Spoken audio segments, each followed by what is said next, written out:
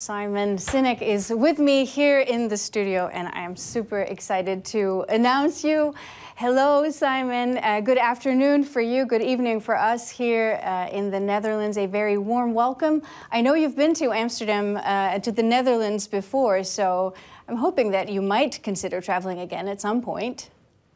Of course. I mean, I love it there. I've been all over the country. I know. I saw that on previous posts that you sent out, like in a pre-pandemic world, which we can barely imagine at this point. I was wondering about that. If you had been here, we could have gone back to like shaking hands, and now we're meeting virtually, of course. But you said at the beginning of the pandemic, when we get through this, every handshake and hug will mean so much more. And I was wondering, do they? Do you feel that? Do we have the capacity to really learn through a crisis like this? I mean, never let a good crisis go to waste, for sure. I think, though, I think so. I mean, the times that I've gone to some small conferences or dinner parties, somebody always says how special it feels. My fear is that we'll forget and we'll go back to the way things were and take things for granted. So I think first and foremost, we have to remember how special human contact is and try and keep it front of mind for the rest of our lives, I hope. Absolutely. You said even that you grew up during the pandemic, that you reached a sense of maturity that you hadn't before. Can you please explain? I mean, sure. It was a time of self-reflection, you know. There was, at the beginning, there was a lot of fear. There's a lot of anxiety. I, like many, got to spend a lot of time with my family. You know, I traveled a lot less. And that rat race, that being on that hamster wheel that so many of us are on all the time, I got to step off it for a while. And, you know, there was a lot of self-reflection. And I think dealing with pivoting my business and having to make some extremely excruciating and difficult decisions and working so intensely, I do feel like I grew up. I think there was, you know, I sort of finally became an adult. Yeah, I heard you say that at some point, and I thought it was so fascinating because before that, you were already telling leaders all over the world how to run their businesses, and then you were basically doing that as a child? I mean, sure. I sort of approached the world with a childlike mentality, for sure. And I think it was, you know, I don't know how to put it. You know, I feel more mature. I don't know if that's better or worse, but it's just how I feel. Yeah. Did you lose something through maturing? That's a great question. I hope not. I hope I built upon rather than lost. You know, I think that maturing is not about letting go of childlike qualities, but by adding to them. Right. And so I think I like to think of it as additive. Yeah, thank you. Thank you for that beautiful answer. So let's talk leadership. First, to like roll it all the way back, what's the difference between an infinite and a finite mindset? Sure. So this was a definition put forward in the mid-1980s by a remarkable thinker, theologian and philosopher by the name of Dr. James Carse. And he defined these two types of games, finite games and infinite games. A finite game is defined as known players, fixed rules, and an agreed upon objective. Football, for example, there's always a beginning, middle, and an end. And if there's a winner, necessarily there have to be losers. Then you have infinite games. Infinite games are defined as known and unknown players, which means you don't necessarily know who all the other players are, and any new player can join at any time. The rules are changeable, which means that every player can play however they want. And the objective is to perpetuate the game, to stay in the game as long as possible. Turns out we are players in infinite games every day of our lives. For example, there's no such thing as winning global politics. There's no such thing as winning education. You can come in first for the finite amount of time you're at school, but nobody wins learning or wins education. And there's definitely no such thing as winning business. Right. Business is an infinite game. So it's more the approach of a continuum instead of something with a clear end goal. So you mentioned that someone with an infinite mindset understands the importance of adapting to things instead of repeating whatever has worked in the past. So what differentiates leaders with this infinite versus finite mindset? So finite-minded leaders tend to rely on what's worked in the past, the tried and true, the business model. What got us here will get us there. Right. Where the infinite-minded leader recognizes that the world changes, technology changes, culture changes, tastes change, politics change, and necessarily a business has to change. A business is an evolving entity. And an infinite-minded leader recognizes that what got us here won't necessarily get us there. Mm-hmm. And they're willing to be open-minded about almost anything that their business does. Yeah, and then that also involves a self-centered approach in the good sense of the word, that you really focus on your own mission instead of focusing very much on the competition. I think that is something that Right. you found, right? Can you name some examples of that? Well, I mean, you're talking about a new idea that I proposed called a worthy rivalry. In a game of football, in a finite game, we have a competitor, and a competitor is there to be beaten. That is the relationship. But in business, as I said before, it's an infinite game. Mm-hmm. There's no such thing as winning in business, and so viewing the other players in the game as competitors to be beaten is silly, because how do you know who's won? Like, no, we don't agree on the metrics, and we don't agree on the timeframes. We don't even agree on the objectives. Is it most profitable? Is it biggest market share? Is it? I mean, who knows what? And again, no agreed upon timeframe. So to say we are trying to beat our competitor literally is ridiculous. And so the infinite-minded leader instead views the other players as rivals, some of which are worthy of comparison. Mm-hmm. And a worthy rival is another player in the game who does one or many things better than you. Their strengths reveal to you your weaknesses, and that is an opportunity to improve yourself, because in the infinite game, the ultimate competitor is yourself, and the goal is a game of self-improvement. And as you said, we become fixated on figuring out new ways to advance our cause rather than beat our competition. Right. And have you seen that play out really well in some companies? Like, they really mastered this type of approach? Yeah, I mean, some companies have, the ones that are very mission focused, quite frankly. What I love about, I know Apple, we sometimes get tired of using them as an example, but especially in the Steve Jobs days, they were so good at it. And if you remember, they would articulate who their worthy rival was. First it was IBM, Big Blue, which was the status quo that they were trying to go up against. And then sort of IBM was less of an issue. And then it became Microsoft. Hi, I'm a Mac, I'm a PC, if you remember the old TV ads. And now it's sort of Google and Facebook. And I really appreciate that. Mm-hmm. The companies that are more infinite-minded, they don't feel threatened by the other players in the game, but rather inspired by them and pushed by them. Yeah. They are like in a running race. The other people push us to run faster. Yeah. Yeah, I was just thinking of my own city of Utrecht, where I live. A lot of new restaurants have opened up that are all trying to get a Michelin star. We haven't had much of a culinary tradition in our city for over a decade. And now, all of a sudden, there are 3 restaurants that are really outperforming. And so they're trying to ask these restaurant owners, like, aren't you afraid that the other one is get the Michelin star first? And they're like, no, this is great, because we're creating this environment where all of us are trying really hard, and it's going to raise the whole game. Is that kind of what it is, right? It's good for everyone. Perfect example. Thank you. They're playing for the good of the game, which is what we do in the infinite game. We play for the good of the game. And that is exactly what they're trying to do. They're trying to make Utrecht into a restaurant and culinary city that people will travel to eat. And they are one of those players. Yeah, that's a perfect example. Great. Well, if you come back to the Netherlands, I'd love to take you out to the one that got the first Michelin star, or any other one. Be great. Well, we have a room full of entrepreneurs and business leaders, change makers. They are, of course, also very interested in the metrics side of things. So what convincing argument is there to see beyond this day-to-day approach and really incorporate the through line in all of your business? So the infinite game is not the absence of finite games. There's nothing wrong with metrics. Metrics are good and very important. Without metrics, how do we know how far or how fast we're going? Even if we run a marathon, we still need markers to tell us, what distance we've covered. Yeah. Metrics are extremely important. The whole point of an infinite mindset is not the absence of the metrics. Okay. It's recognizing that the metrics are not the end-all be-all. And instead of being obsessed with what the year is, what the year or the quarter is, but rather be more obsessed with trending.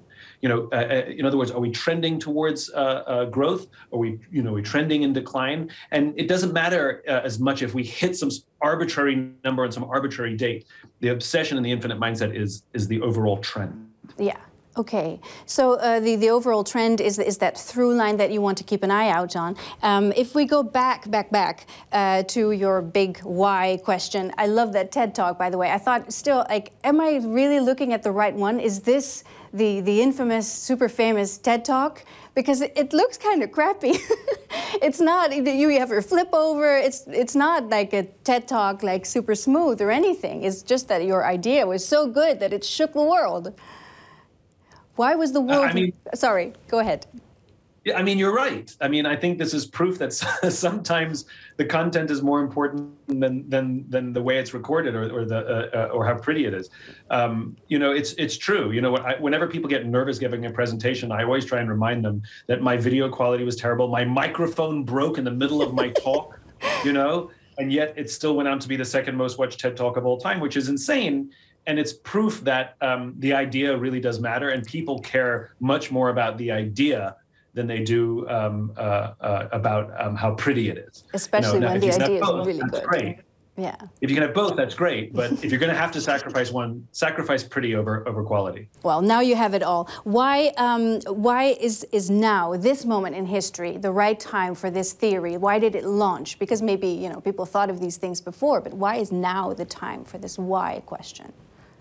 Well, what's so fascinating is that talk came out, in 2009, and I've been giving that talk for 15 years. So when you talk about now, it's been, it takes a long time for these things to stick. Now. Yeah, now is the right time. Exactly. I think there's two parts to it, which is, for quite a long time, through the 80s, 90s, and especially 2000s as well, we were very, very finite-minded in our approach to business.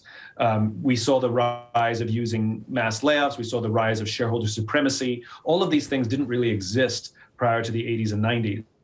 They really became popularized. And we started to see an obsession with short-sightedness, and it came at a cost. It came at a cost to our personal health, the longevity of a company, the quality of the culture, how we felt about going to work. And over the long run, that had massive implications for business as well. Decline of loyalty amongst employees, also decline of innovation.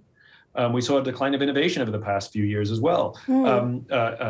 So it comes at a cost, not to mention our mental health. Right. And so I think two things were at play why that talk mattered. Number one was I think we were starting to feel the impact of that finite business model, and we're looking for alternatives.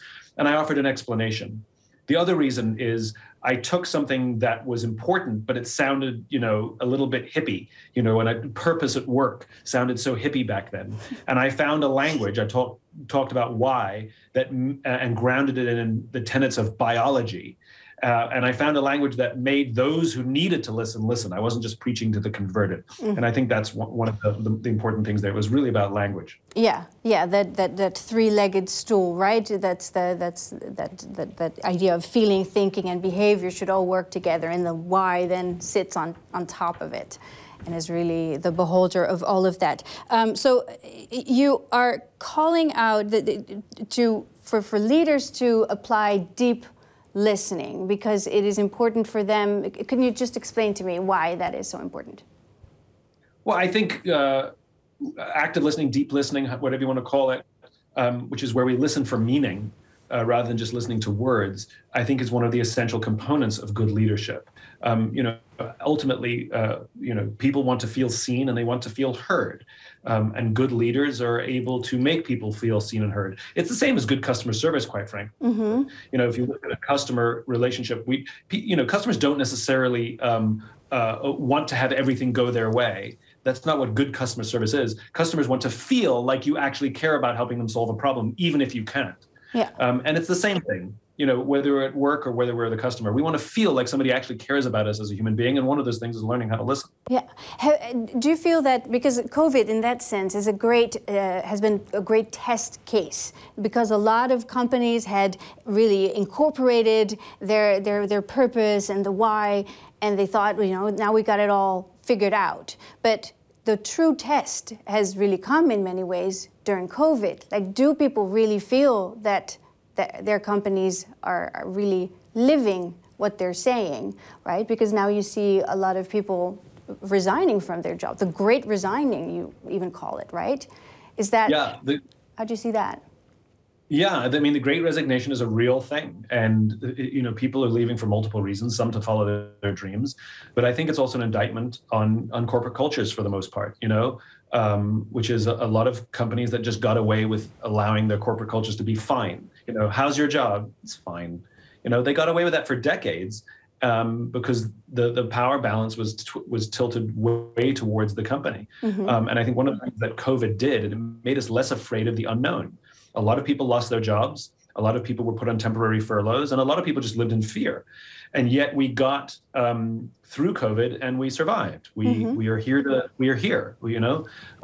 And I think we became less afraid. So before, where the unknown was scarier than fine, I'll just make do with fine. Now the unknown is just a lot less scarier, and I'm willing to take a risk to find something where I'd rather be happy at work.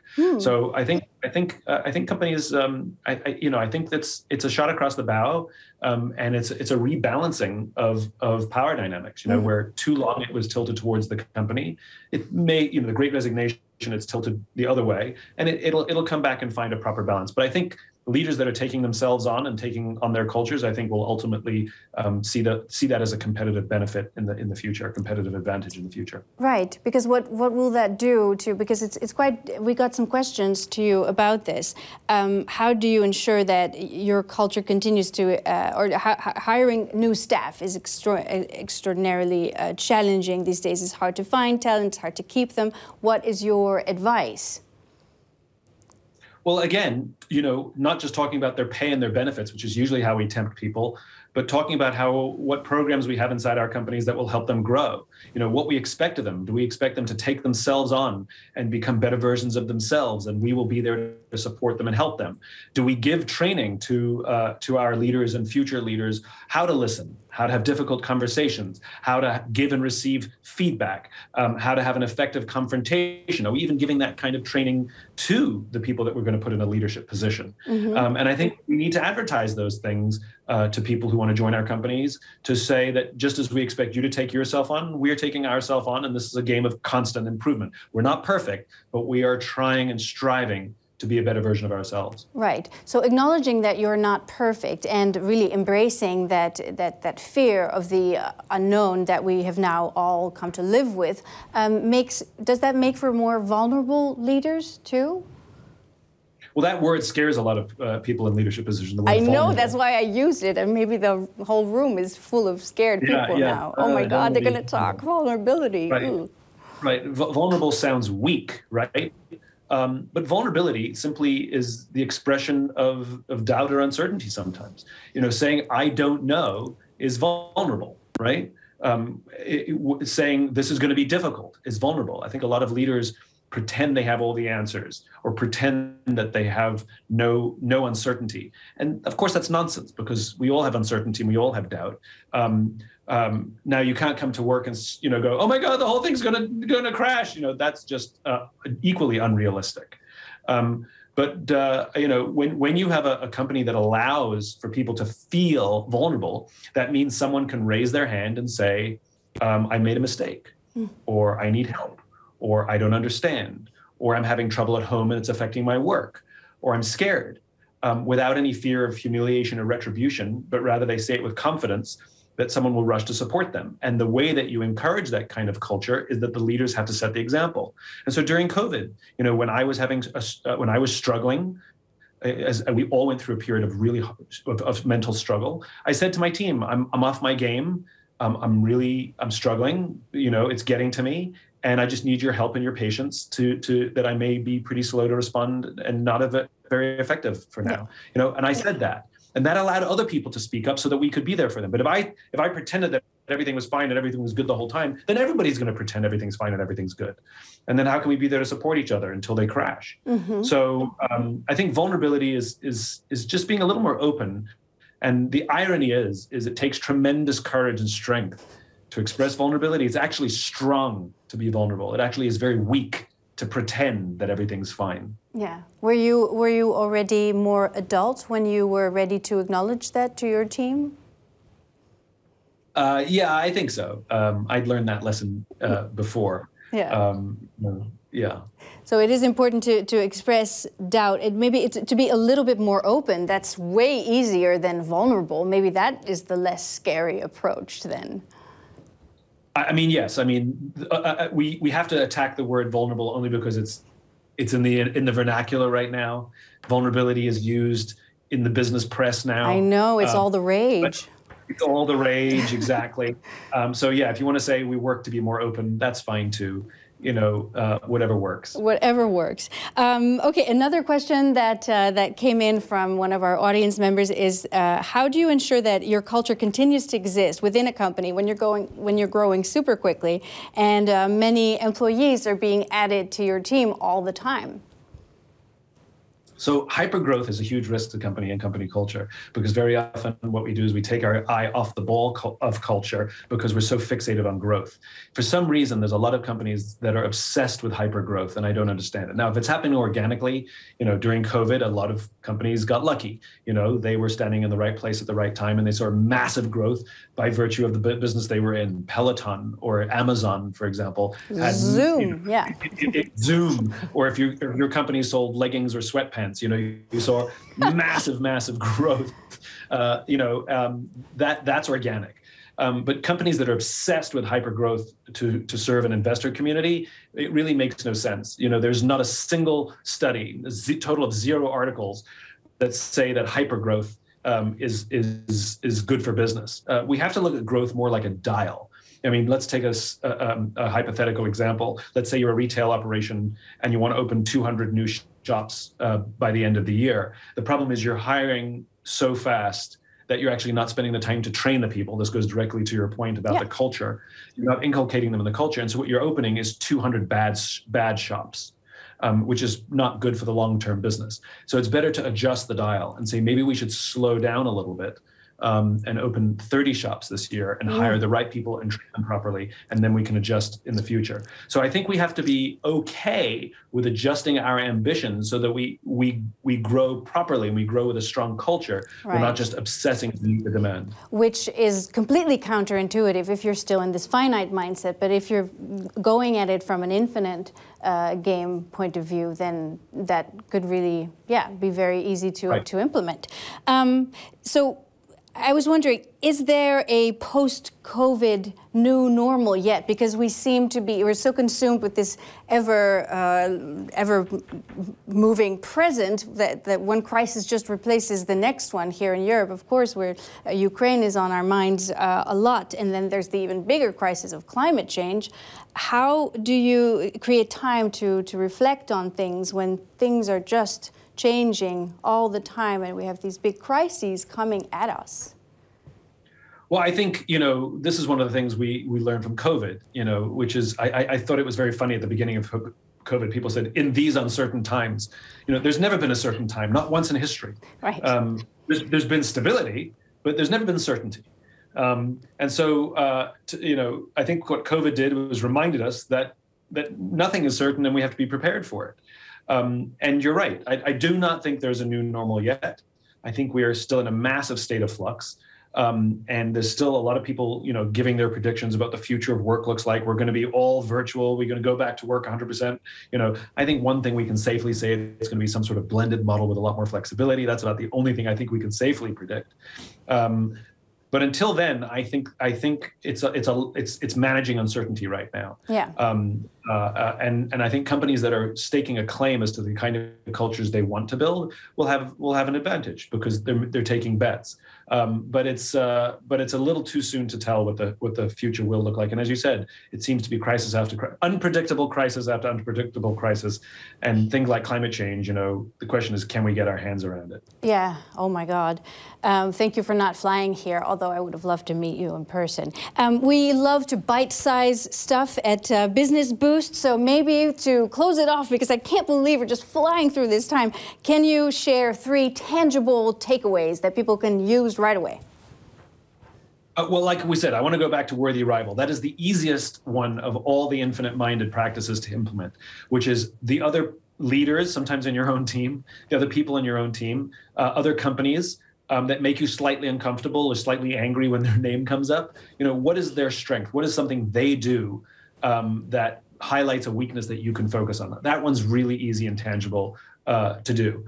I think other things is start a book club. A lot of companies tell me they can't afford or they don't have time to implement leadership training. And I always say nonsense. You can afford to start a book club. Pick a book that you want to read. Ask, don't make it mandatory, make it voluntary. That every Friday we're going to review a chapter or two and talk about it over lunch or whatever. And that's called leadership training. And you can pick books that highlight skills that you want to teach, whether it's purpose or whether it's listening or whatever it is. But please, please, please start some sort of leadership training. And the third one is take yourself on, which is try to be the leader you wish you had. We can't ask our people to do things if we're not willing to do them ourselves. Lead by example. Thank you so much, Simon. And I would add to that, listen to a bit of optimism. The podcast, is that your British background shining through? Because it's just a bit of optimism that is so un-American, because they would want a lot of optimism. Yeah, exactly. American would be overwhelming you with optimism. Exactly. It's like America, we have the belief that, if a glass of wine per day is good for you, then a bottle of wine must be great for you. It's a bit of optimism. I think maybe it is my Englishness showing through. Well, I absolutely love that podcast. So thank you for making it, and I hope you'll continue to do so. And I hope that you will come to the Netherlands and you'll let me take you out to dinner, because that would be absolutely wonderful. It's such a pleasure to talk with you, Simon. Thank you so much. Thanks for having me. Take care of yourself and take care of each other. And hopefully I'll see you in the Netherlands real soon.